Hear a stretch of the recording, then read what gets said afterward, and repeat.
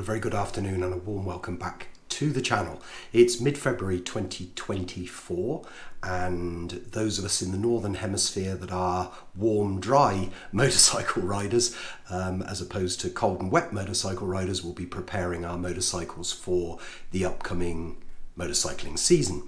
So I just wanted to update you now, for those of you that don't follow me on Instagram, that I have added to the BMW stable.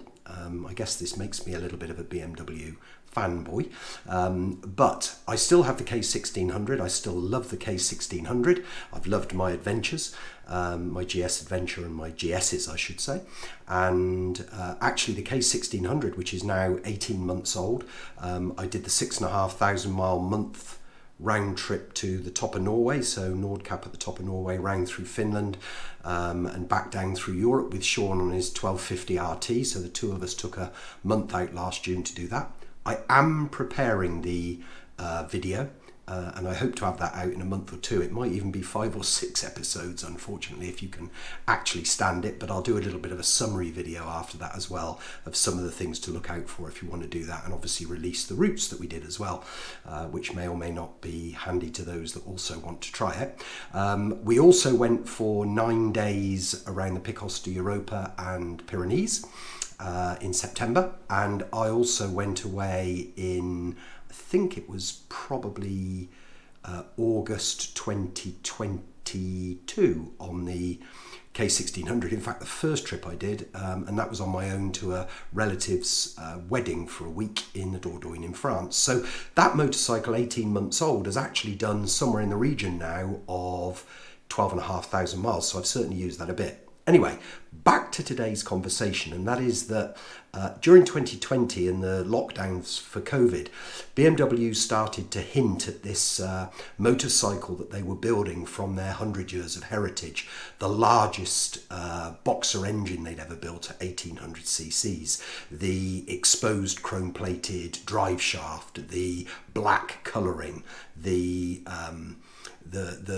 single speedometer, all very much rang in my ears as a soulful motorcycle. Now, we can argue till we're blue in the face about the GS or the GS Adventure or the RT or the K1600 or almost any other motorcycle, certainly BMW motorcycle, and they can hardly really be described as soulful. And I know that's in people's heads, but being a motorcyclist that started motorcycling in 1970, sometimes you cry out for that vibration through the saddle, the 70s, 60s, 70s, 80s, 90s type of motorcycle, a little bit more bare motorcycle, what I guess people might say true motorcycling was about.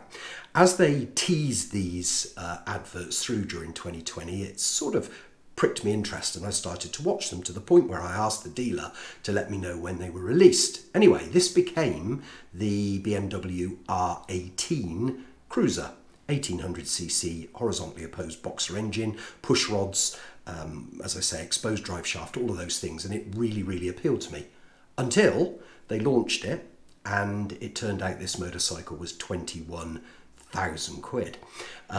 So that put the mockers on it, because it was never for me really going to be a replacement motorcycle. I wanted it to be a warm Sunday to the coast or the coffee shop or to the motorcycle meet, where you can have a little bit of a conversation about a motorcycle, rather than, you know, going with whatever you can say, a clinically made GS or RT or K1600.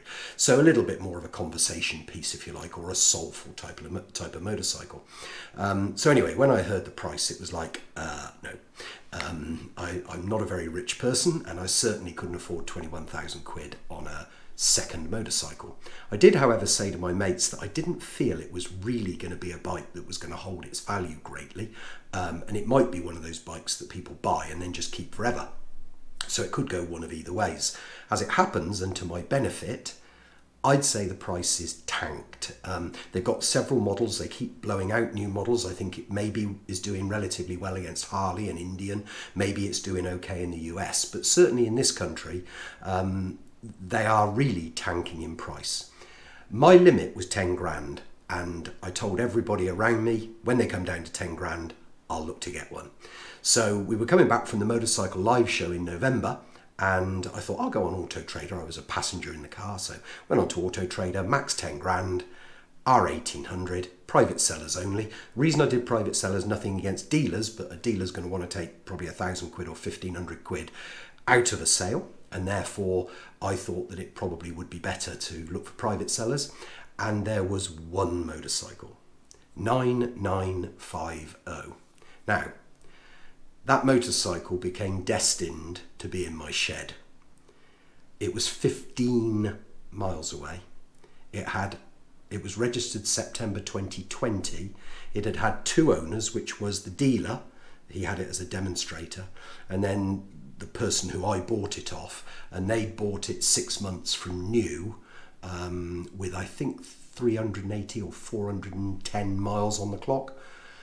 It had, when I purchased it, 700 miles on the clock. Anyway, it was destined to be mine. Sean and I went over and took a look at it. The battery had a little bit of fatigue on it because the motorcycle itself has a tracker and an alarm, so they're on 24/7. And anyone who owns motorcycles with trackers and alarms, all my motorcycles have had, you'll know that you must keep them on a battery tender 24/7, 365.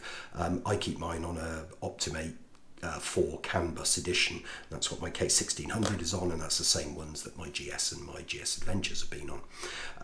This one did have a battery tender, but they had only started to use it in latter days when they realised the battery was flat.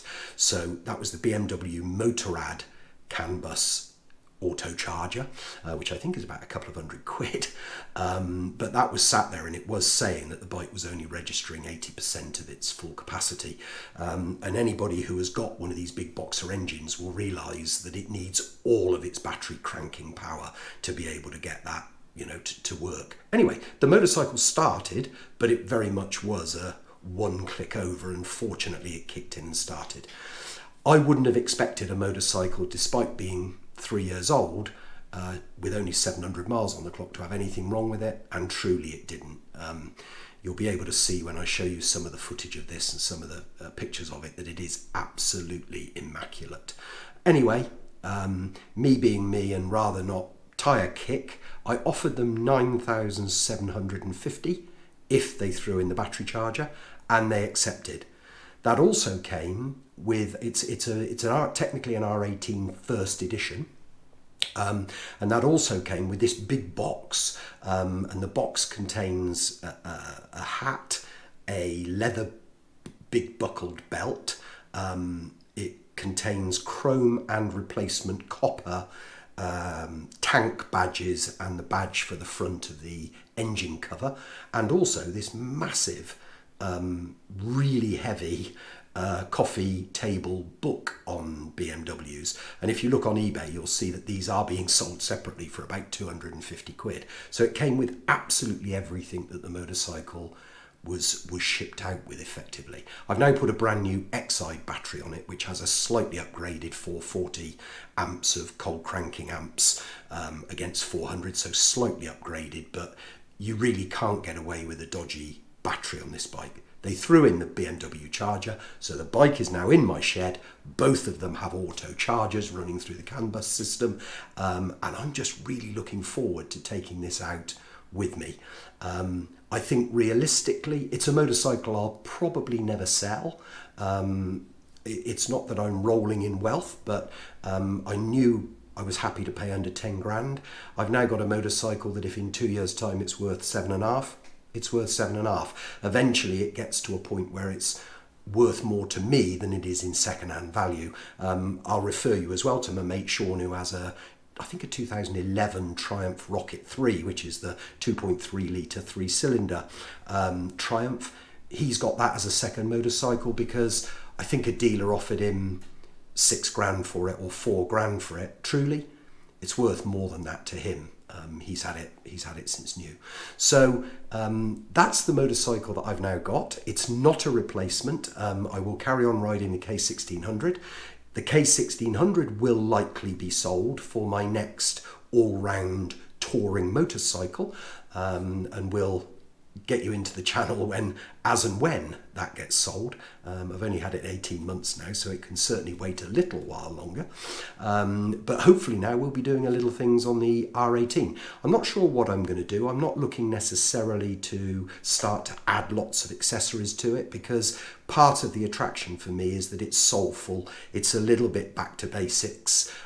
It has all of the options that you would probably want on the motorcycle, and if you bought it today, it would still be 21,000 quid. It's got, you know, heated grips, adaptive headlight, reverse gear, the white hand painted strip around the tank. It's got the tracker, it's got the alarm. So it is a £21,000 motorcycle if you went to buy it today. I've managed to get one that's 3 years old with only 700 miles on the clock for, I think, a pretty steal at 9,750. So I'm just delighted to add that to the bikes that I've got. You may find it cropping up in some of these videos into the future, but it really is for me an occasional motorcycle to ride when I'm only looking to do a day or a morning or an afternoon, or maybe a weekend, but at a push, just on nice sunny days to cruise around with the open face helmet, the leather jacket and the sunglasses on. Anyway, that's a little bit of an update with me. Hopefully we'll be doing some more stuff on the channel this year again. You know that I don't blast these out weekly or even monthly or anything else. It's just occasional stuff. But if you've liked the video, give it a thumbs up. That'd be really great. If you want to subscribe to the channel, just hit the subscribe and the little bell, because I'm that infrequent that it's just nice to know, I guess, when I do post these. Thanks for those of you that have left comments. I always love comments and I always try and answer all of them. And also those that have just said, "Are you still about, Nick?" There is always this time between probably November and February where most things go quiet with me, because you know, I don't use my motorcycle like some of the other influencers have to 24/7. I keep them clean, I keep them tidy, I keep them in my shed for all but the necessary trips and the nice sunny days. Anyway, that's about it for now. Few little still videos just to roll this one off for a minute or two. Otherwise, ride safe, stay safe, and we'll see you next time. Thanks a lot for watching.